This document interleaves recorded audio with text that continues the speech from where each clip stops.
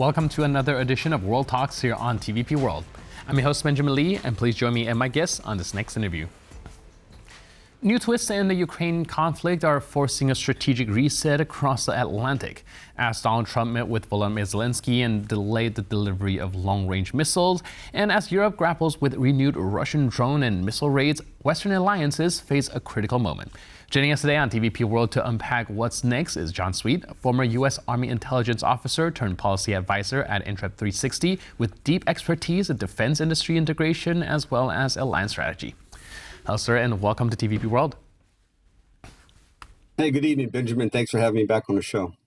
So first, I would love to unpack the meeting between Trump and Zelenskyy. I think a lot of people are a little bit more optimistic going in, seeing that the Trump-Zelenskyy relationship has warmed up a bit throughout the past few weeks. But I think the result also shows that, well, they didn't really get a lot of the ask that they came in for. Do you think that this meeting actually pushed the needle a bit forward, or are we looking at going back to square one? No, I think the relationship's still solid, and I think the two leaders can work together. I think what it was a different perspective on what the Tomahawk missile is going to bring to the show. From Trump's perspective, I believe he used it as leverage in which to get Putin's attention, and it got Putin's attention because he got a phone call from Putin shortly thereafter, as soon as he announced the possibility of providing those weapon systems. Now, for Zelenskyy, it was more of a kinetic type of response that would allow him to strike deeper into Russia to hit those targets, ballistic missile launch locations, airfields, and also drone assembly production sites. So for him, it was a kinetic type of leverage, but for Trump, it was more of a leverage to get Putin to the table. And for President Trump, obviously, he achieved that with his telephone call. I've spoken to a few military analysts, and they say that, well, Tomahawk missile, while being very effective, is also not the kind of silver bullet that a lot of people are hoping it to be, but it has a more kind of symbolic meaning behind it. It's also kind of a showcase of how far the United States is willing to support Ukraine in its military endeavors. Do you think that's a fair enough assessment? And the fact that Trump essentially denied these missiles, is it also a sign of reluctancy when it comes to supporting Ukraine militarily? Well, I think it's a fair assessment. It is not the silver bullet, but what it is another tool in the toolkit for Zelenskyy to use. Look, Zelenskyy needs to do three things. He needs to stop the bleeding, which means he needs to stop the drone and ballistic missile attacks on his cities. And he needs to stop the flow of Russian soldiers coming into Ukraine. And lastly, he needs to stop Russia's ability to fund a war. He can do those first two things with the Tomahawk missile. Okay, that gives him 1,500 miles to strike within Russia. And according to the study for the Institute of War, that provides him 1,945 military targets, 76 of those targets being airfields.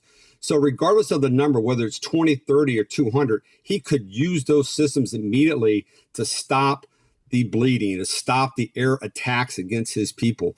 So a little disappointed. I think we're all disappointed that the president didn't provide that. But Putin also understands that that particular weapon system makes him vulnerable. Okay, no more sanctuary could be afforded within Russia, and his air defense systems are inadequate against Ukrainian drones and Ukrainian ballistic missiles. The Tomahawk missile could easily defeat whatever air defense systems that Putin had, and he realizes that. That's why he came to the table.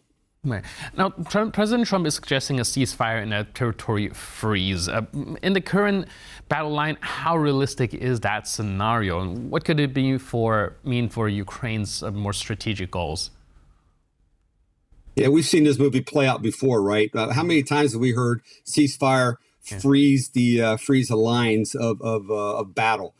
So right now, I believe Putin believes he probably has reached his high watermark. He can't press any further. He wants to retain what he has. He also knows that by virtue of getting a Tomahawk missile to Ukraine, that those borders could be pushed back towards Russia, possibly all the way into Russia. So he wants to freeze those borders naturally to keep what he has. And a lot of the territory he has, if we remember, is rich in minerals, which is what he came to get. All right. We're also looking at European response as well. Just very recently, the Polish Prime Minister says, well, it's very important that Europe kind of still supports Ukraine for as much as it needs. And we're also seeing, that For Europe, the challenge isn't just what's happening in Ukraine, it's whether the continent can fill that capacity gap relatively rapidly. Are you confident that Europe will be able to share that burden? And what are some of the key areas you think that we must move fast on? Sure. And look, Europe's already sharing in that burden. Okay, they are providing artillery rounds enough to sustain Ukraine for now. They are providing air defense systems to help defend against drone and ballistic missiles.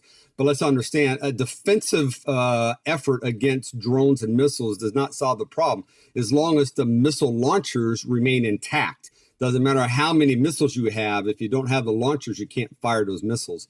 And I think Europe right now is beginning to understand, as Poland has recently witnessed, that the Russians are becoming increasingly aggressive along the borders with incursions with drones, with incursions with helicopters, as Estonia has found out, and also frequent incursions with jet fighters. So it's not just the drone threat they have to be concerned about, it's those other two. And oh, by the way, there's a threat within NATO right now. If you look around at all the sabotage acts that are occurring in a hybrid type of warfare and cyber types of attacks, Europe's at war right now with Russia. They just don't acknowledge it. All right. You mentioned the drones incursion into Poland, and of course, the idea of the drone wall and the tighter air defense has been discussed with NATO, and of course, it also remains on the table. Given the latest incursions and drone warfare, how urgent has it become? And like you mentioned as well, Europe needs to work the fact that Russia is already launching this hybrid warfare. What do you think the next step should be?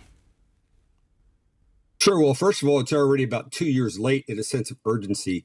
And of course, the EU delegation meeting last week concerning the threat of saying we want to be prepared by 2030 is going to be 5 years too late to deal with the current threat.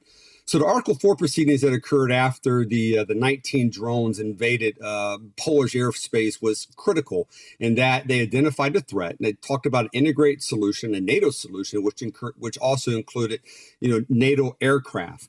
So they have to talk about an integrated, layered type of defense. But more importantly, they have to discuss rules of engagement. It has to be decisive. It can't be called back to NATO. There's a plane over Romania right now. It's I have my rules of engagement and I am authorized to shoot the aircraft down or the drone down. So a active defense versus a passive defense is where NATO needs to be going right now. Right now, everything really seems to be more passive than active.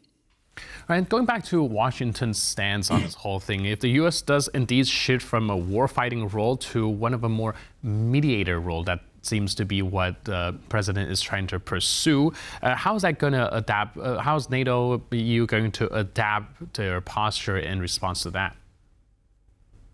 Yeah, it certainly puts more pressure on the EU and NATO. But let's also remember that the Supreme Allied Commander, the four-star general that manages the military forces of NATO, is an American four-star general. So the United States is in the fight.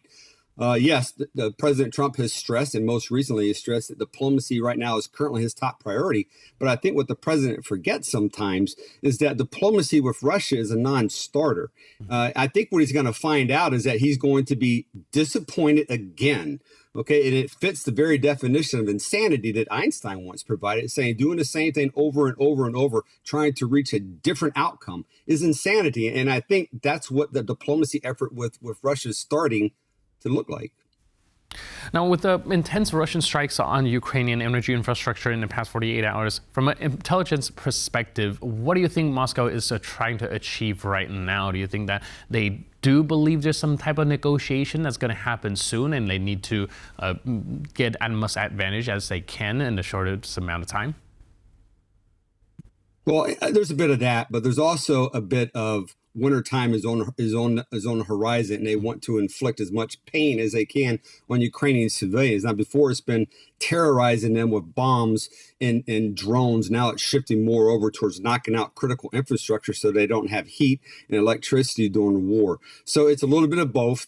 But again, you're getting the same type of response, actually a much more dedicated, much more capable response from Ukraine with their drones and with their deep fighting or deep strike ballistic missile capabilities in which they're targeting those refineries in Russia.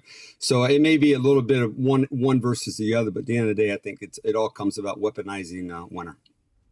Well, if you were to advise, be it European defense ministers or even the Washington administration, what are some of the decisions that you think would push them to make, should be pushed to make within the, be it next month or next couple of months, in order to shape up the defense of this region?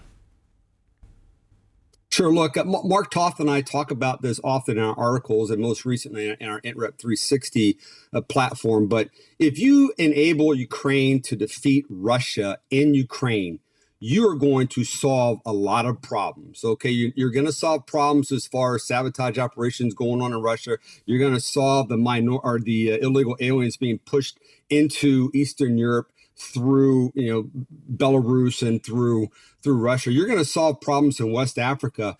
You have to address the disease, and right now NATO's spending a lot of time addressing the symptoms. The disease is Putin. You have to stop the war. The only way to stop this war, and President Trump has said this a number of times, he wants to stop the killing. The only way to stop the killing is to stop Putin from attacking. Ukraine's not going to stop resisting. Okay, and I think the president needs to understand that. When Russia stops attacking, you can start making headway. And the only way to get them to stop attacking is to deny them capability. And right now, that's sanctions, Ukrainian-style, on Russian oil, but also key weapon systems. And I believe the Tomahawk could be one of those weapon systems to provide them that capability. All right. Thank you so much for your input and insight. Really appreciate it. And thanks again for being with us on TVP World. Hey, thanks for having me, Benjamin. Cheers. And thank you for tuning into this edition of World Talks. But for more news, update, and commentary, please stay tuned to TVP World.